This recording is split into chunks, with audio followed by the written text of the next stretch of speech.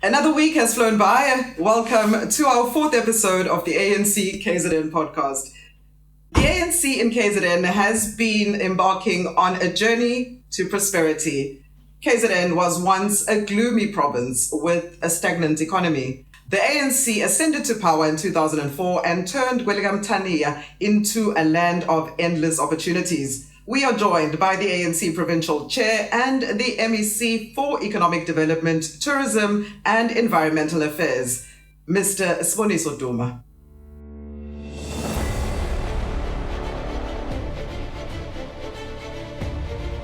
And so the MEC does join us today, and we're very, very excited to have this chat. MEC, good afternoon and welcome to the ANC KZN Podcast. Thank you so much, V, for affording us this opportunity. It's always a pleasure just to be interacting with you, especially in this platform. The honor is mine. Thank you so much. And we have so much to get through. Mr. Duma, the thing that for me, as an individual looking in, the one thing that people might not know is your history in the ANC, your role in the Youth League, where you grew up. For a lot of people, it's only now that you are the chair as well as the MEC. They go, okay, there's this gentleman, but abakwazi ukusuka. Can you explain to us?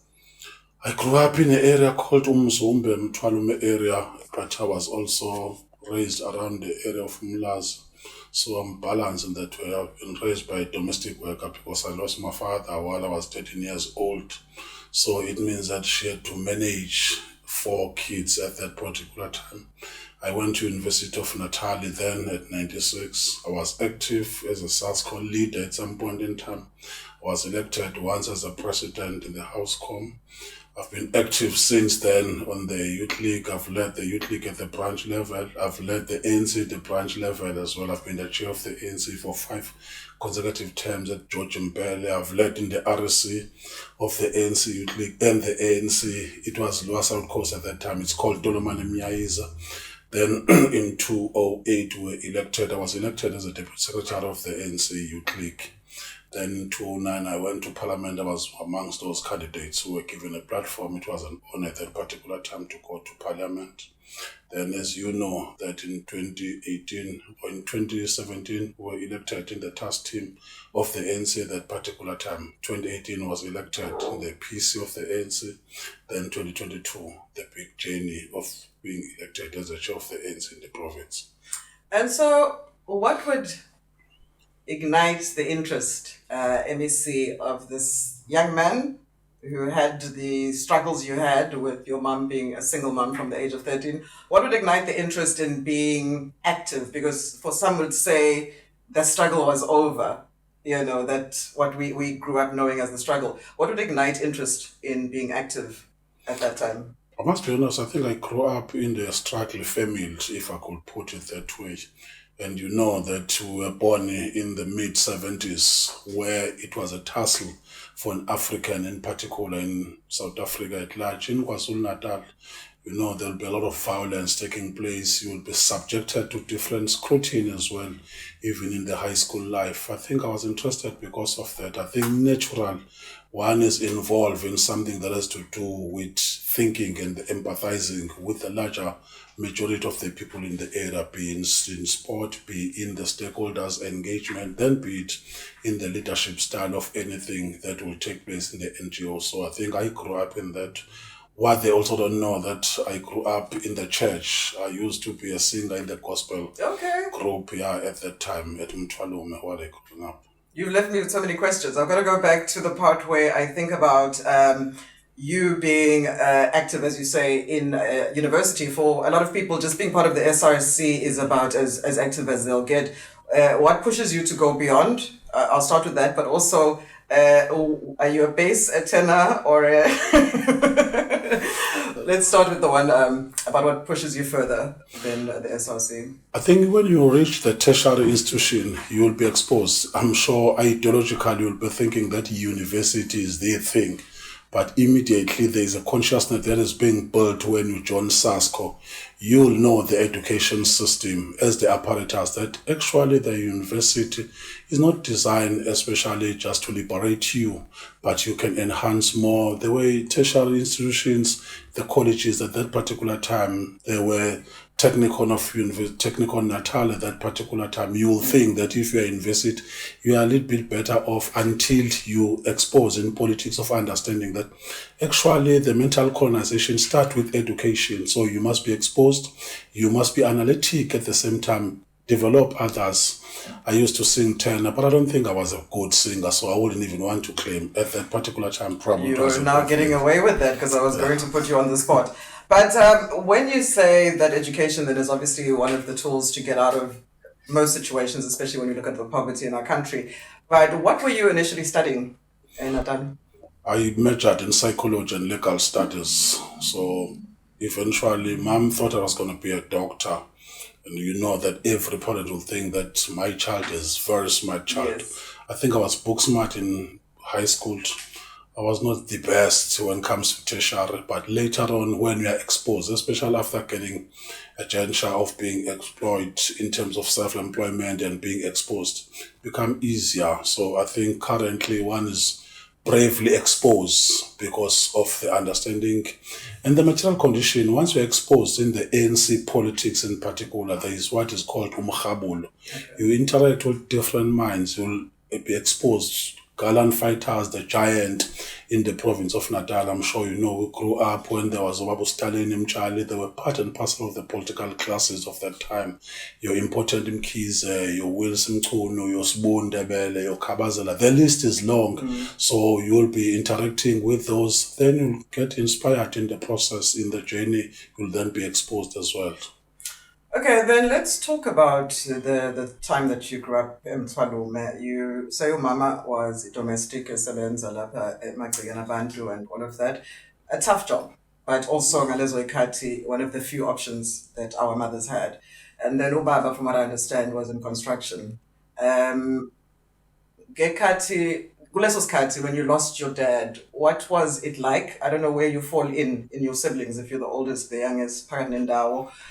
What then role did you then play to try and help Uma on that journey? I'm the second in the family. My brother was, I grew up, we were 5, in fact, at that particular time. She gave birth to 5 kids.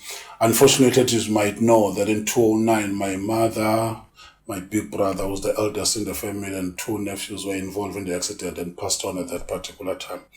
I think ukula ngekho baba natural, you'll then gravitate mostly towards your mom, which is a natural instinct. We're very close. In fact, I treat her as my big sister. We're close in that way. Eventually, when I was in high school doing matric, I also assisted doing the gardens over the weekend. We was umsebenzi majaldini.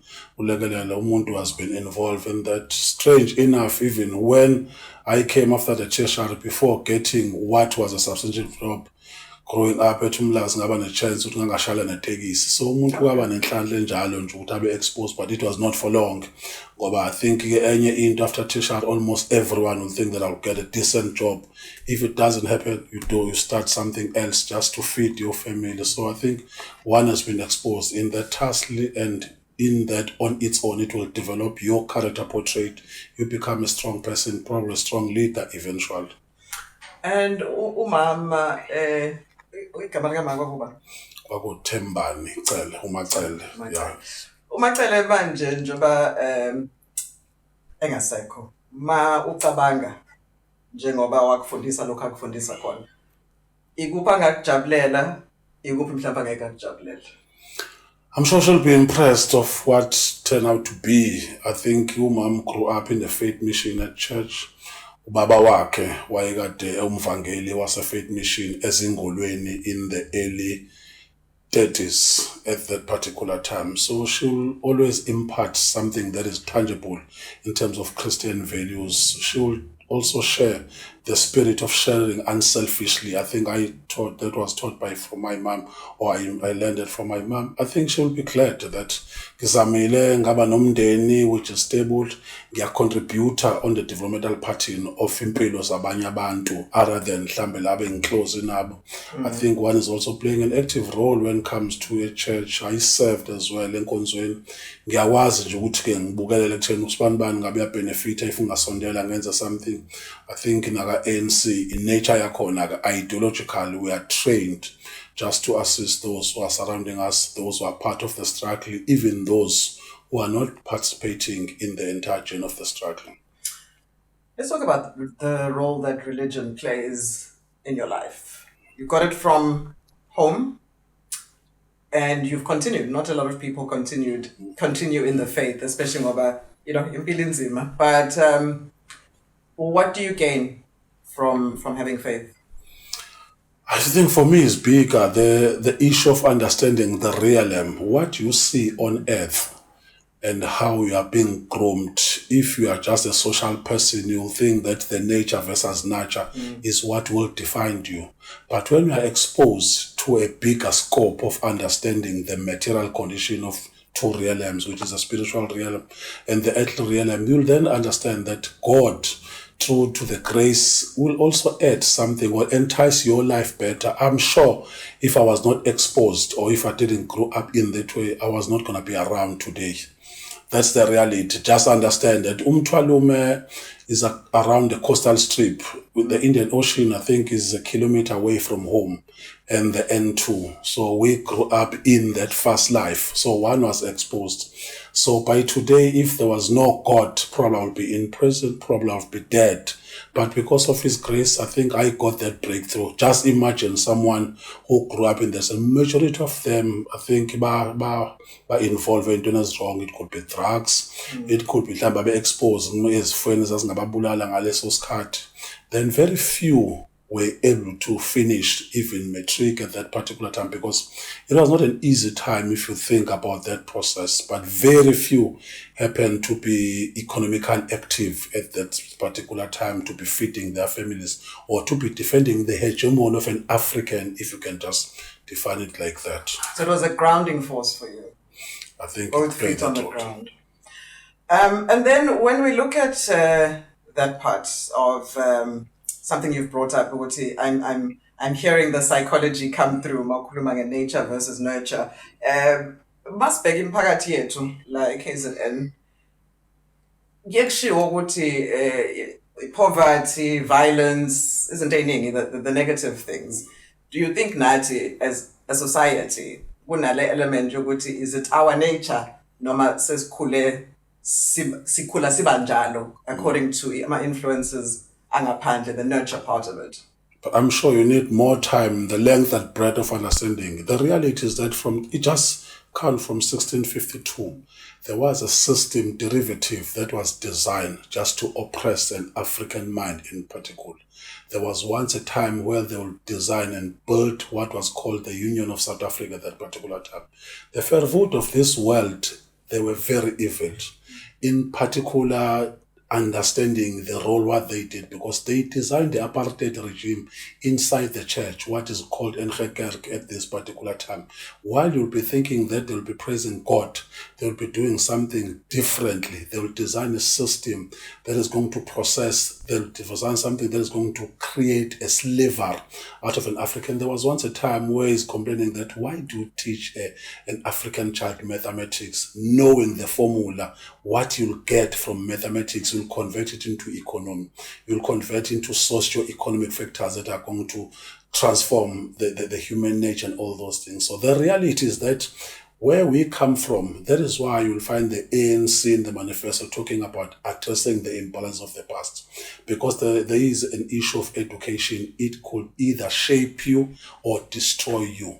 You might even become a prisoner of education if you are not familiar with understanding or putting what is the correct context of the education. I think where we come from as a country, a lot has to happen, and which is why in most cases, you'll find even those who are well educated, they will leave the scope, what brought them up.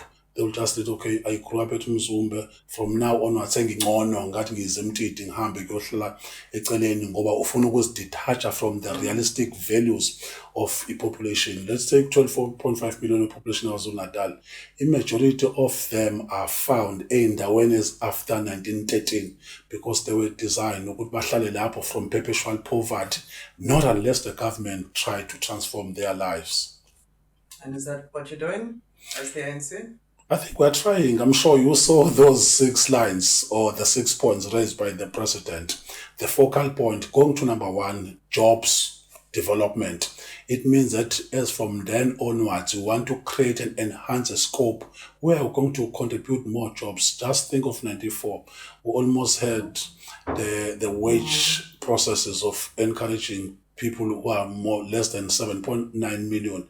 Today, we've employed in the system probably double the size of that, who are probably around the 12 point something million who are employed by the system. So it is because of the material condition that has been shaped by the ANC. It also talks broadly around the issue of the system, the government system, the service delivery should be prioritized. It also talks about the issue of energy scope. We must also be able to assist it. It also talks about the issue of industrialization. So the manifesto at the core also goes to a length and breadth of developing in Africa, because we also understand that we don't exist as an island, but we exist as well to assist others on the shape and the scope of the Western Sahara, the issue of Palestine. So the ANC is currently doing that. As individual members of the ANC, we ought to eat, sleep, live that understanding, so that the people's life must be changed for better in the context struggle that we are living in. Before we get to the other points of the manifesto that we're going to cover, Mr. Duma, the one thing that I think for a layperson, somebody who's not in politics, manifesto of whichever party, do we as the public get to hold you to it?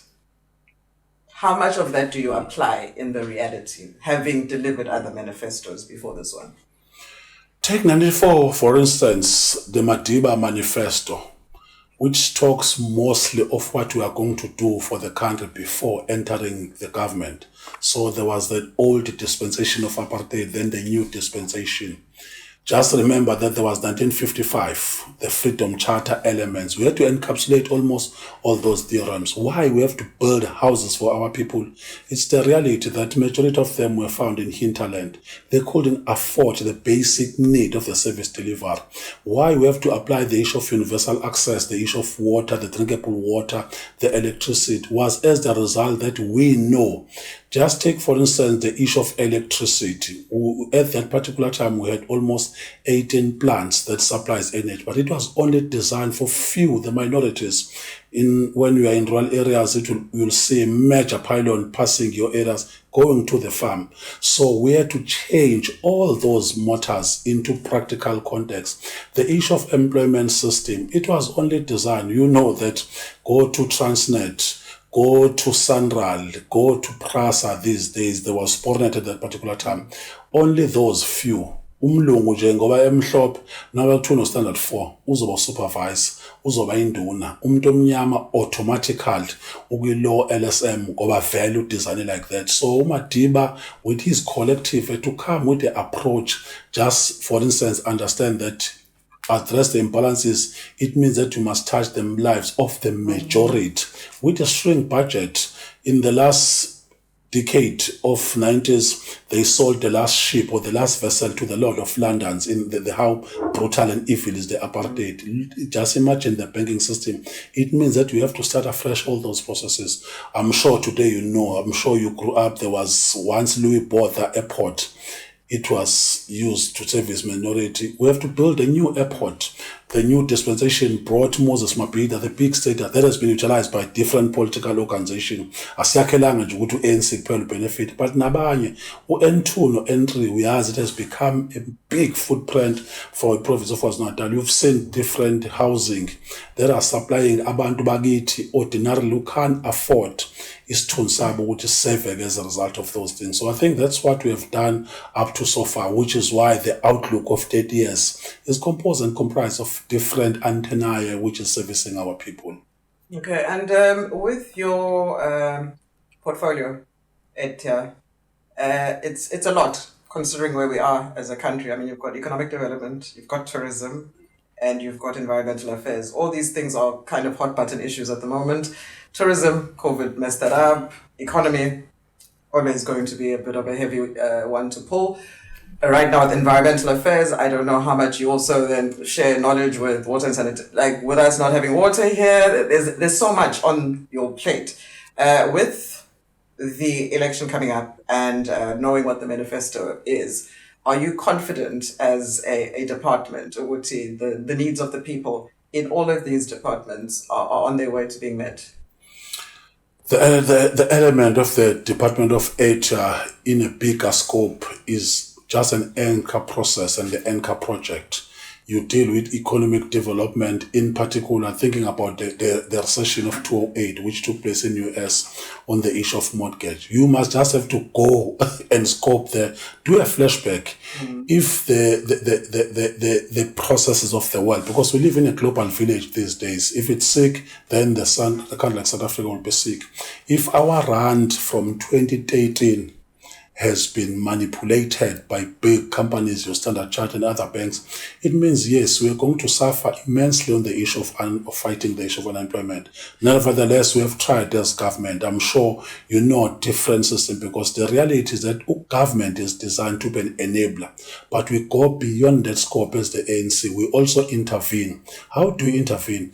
By giving different grants just to salvage in the process. If there was COVID, if there was once a process of unrest, from time to time there will be floods, people will lose more jobs. During the COVID, the president will always tell you that we lost almost 2 million jobs. We've already benefited in the new system of economic recovery plan, but gaining more 2 million and surpassing that will take a lot from government. So as economic development in the process, we're also fortunate enough that we do have some entities around us or that are part and parcel of the department. Dubai Trade Port, for instance, employs a lot of people, but create more synergy for industrialization. You've got industries taking place there. Go to South Basin of eThekwini, companies are still blossoming. Go to Richards Bay ISDZ, which is another anchor process. Like, for instance, in the province of KwaZulu-Natal, we are going to contribute with 750 million megawatts from the Mabasa, which is in Richards Bay, which is going to supply the energy for KwaZulu-Natal and South Africa at large. 750 megawatts is equivalent to supplying the entire country, as called like Namibia, for instance. And Eskom is also going to build 3,000 megawatts, which means that in the future, as we have declared Richards Bay as the energy hub, so it means that gas to power is going to contribute and enhance the look of KwaZulu-Natal. Yes, we are leading when it comes to contribution in terms of the GDP in other areas, but we will do more just to create more space for investors to come, for tourists to be attracted in the province. In terms of environment, we have tried. I'm sure you heard that last week we've just managed to launch the 14,500. Yes, CPW. The green revolution is going to take place,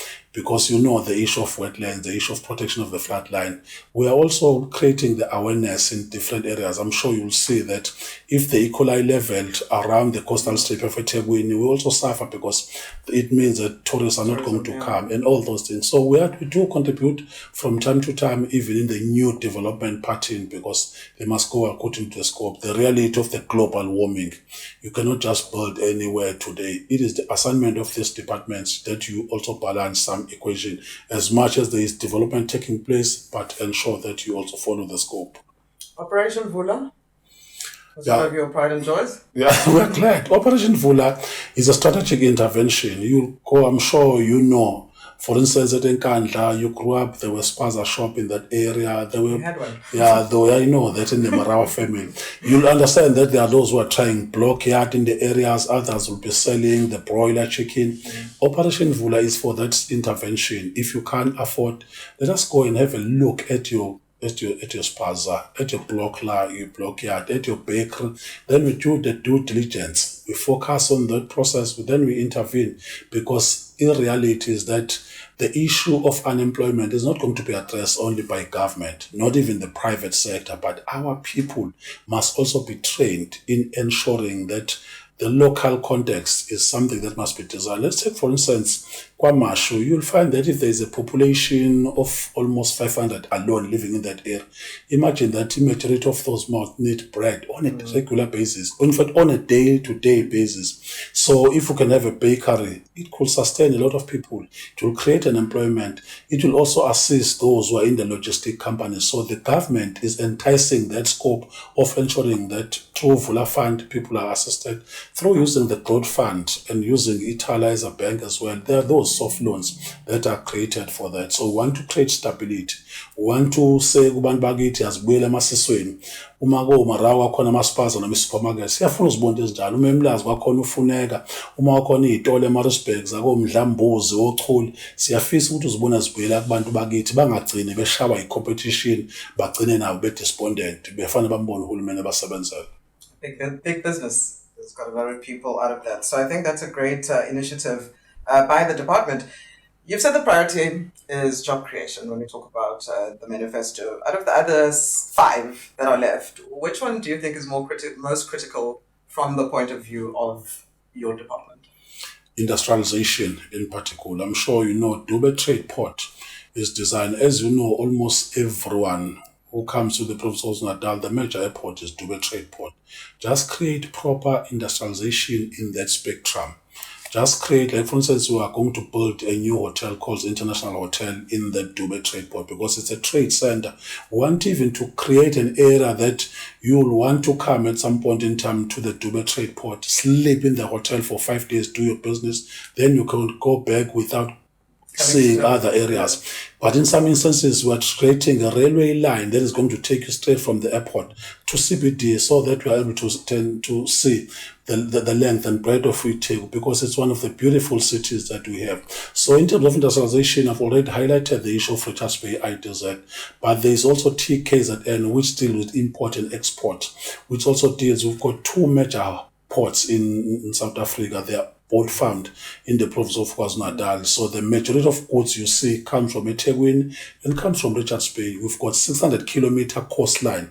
So I'm sure every people think or envy that I must be in the province of KwaZulu-Natal. I think the environment, the condition, even the weather pattern is still okay for the province of KwaZulu-Natal. You could still invest more. So industrialization is critical for us. Although in terms of service delivery, as another key point is what we must drive. When you land Umsunduzi, you want to see a clean town. Yeah. When you are at eThekwini, you must see big, nice investment. When you are at Mzumbe, you are at Reinkonyeni. Our cities must be designed to entice the more space for people to come and invest there.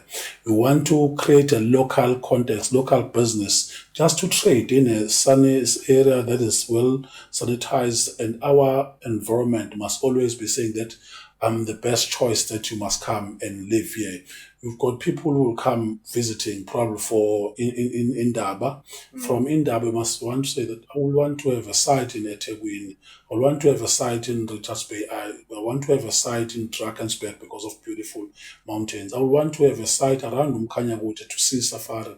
So that is our main aim, of what we're also taking the cue from our manifesto. And that is a good one. I mean, it is a beautiful province. Let's talk, as we're about to wrap it up, MEC, the $1 million question, or million rand question. Are you confident in winning the upcoming elections?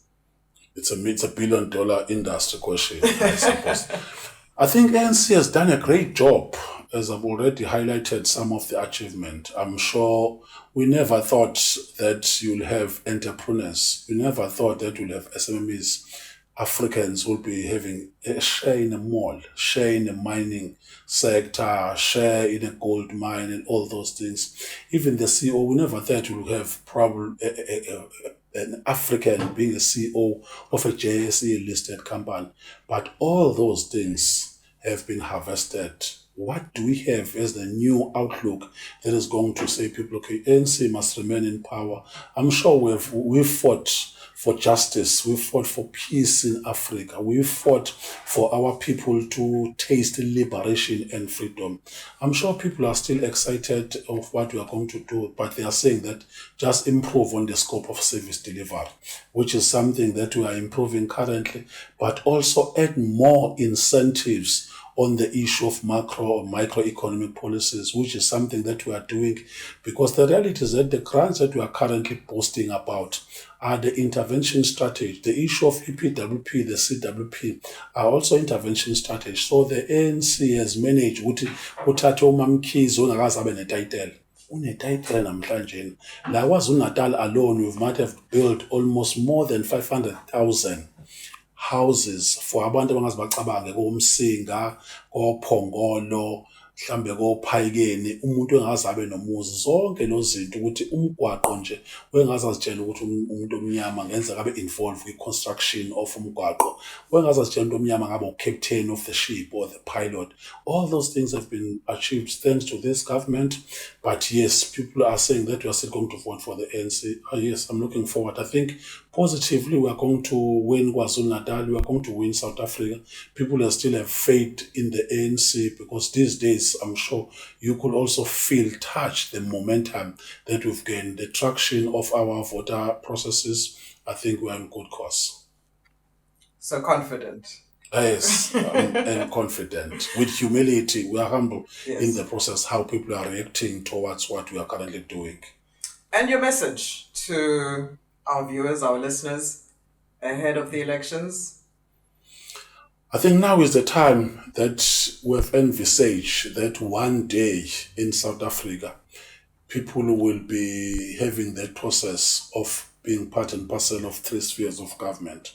We have seen and tested liberation, in particular political, but now is the time that this government is saying that the economic transformation has started, but more ought to be done and to be achieved. It will mean that you must know someone who have driven in that journey. That probably is going to be the better driver than starting afresh the process. I'm sure you've seen what has been achieved even on the issue of international relations. We have got a proven track record that we are even able to fight for what is not in our space. But because we believe in justice, we also believe in the natural laws that must be followed. We are still going to change people's life. We are still going to contribute positively in defending the hegemony of an African child in Africa at large. You heard it here on the ANC KZN Podcast. Thank you so much for listening or watching. If you are watching us on YouTube, please don't forget to subscribe. And you can also catch us on Apple Podcasts or Spotify. If you'd like to see a guest that we haven't featured yet, please leave it in the comments. And if you've got any comments that you'd like to address to our guests, also go ahead and leave them below. Till next time, thanks for watching.